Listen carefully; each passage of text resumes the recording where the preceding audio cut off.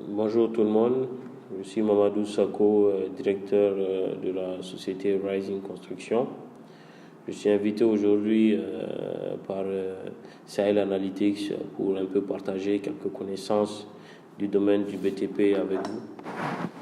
Voilà, ce qu'il y a à savoir en fait, c'est que pour vos besoins de bricolage à la maison ou ailleurs, vous n'avez pas forcément besoin de faire appel à des professionnels. Vous pouvez vous-même exécuter par exemple du très bon béton sans pour autant avoir recours à des ouvriers ou à des maçons qualifiés. C'est très simple pour faire du béton, il vous faut un certain nombre d'ingrédients. L'ingrédient principal c'est l'eau, bien sûr, l'eau, de l'eau propre, de l'eau claire, de l'eau pas souillée, pas trop souillée et qui ne contient pas de morceaux de bois ou autre ordure. Donc ensuite, il vous faudrait du ciment, bien évidemment, parce que le ciment, on sait tous, c'est quand même c'est ce qu'on appelle le liant, c'est le liant principal du béton. Donc c'est lui qui permet aux différents éléments de bien s'attacher les uns avec les autres. Vous pouvez avoir du ciment blanc ou du ciment CPA, du ciment normal là, ou bien de la chaux hydraulique. Tout ça, ça peut vous servir de liant pour vos agrégats. Les agrégats qu'il faut, ce sont en fait quand on dit agrégats, on parle en fait des différents éléments qu'on lie entre eux pour pouvoir former le béton. Donc les agrégats qu'il vous faut, c'est quoi? C'est soit des cailloux de fleuve, ce qu'on appelle barbelés, ou des cailloux purs, du calcaire ou encore du gravier, ou même des morceaux de granit ou toute autre roche pure et bien solide que vous connaissez. Ensuite, le deuxième agrégat qui va venir compléter les cailloux, c'est le sable.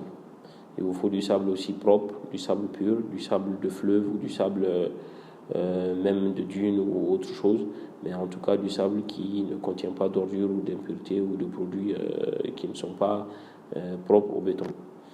Maintenant, pour fabriquer votre béton, il y a un certain nombre d'étapes à suivre. La toute première étape, c'est d'abord le mélange entre les différents agrégats. Donc vous allez prendre votre sable et vos cailloux, vous allez les mélanger ensemble.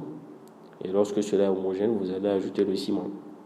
Lorsque vous achetez le ciment, vous allez encore bien mélanger, très bien mélanger, de façon à ce qu'il n'y ait pas de poche ou de ciment, il n'y en a pas, ou des zones, il y en a trop. Et lorsque vous avez un mélange encore bien homogène toujours, vous pouvez maintenant ajouter de l'eau. Vous achetez de l'eau à petite dose, jusqu'à ce que vous ayez une pâte. Une pâte, il ne faut pas que ce soit trop liquide, il faut que ce soit pâteux pour que ça puisse être manipulé. Voilà, maintenant, vous allez certainement vous poser la question quel dosage utiliser. Le dosage est très simple aussi.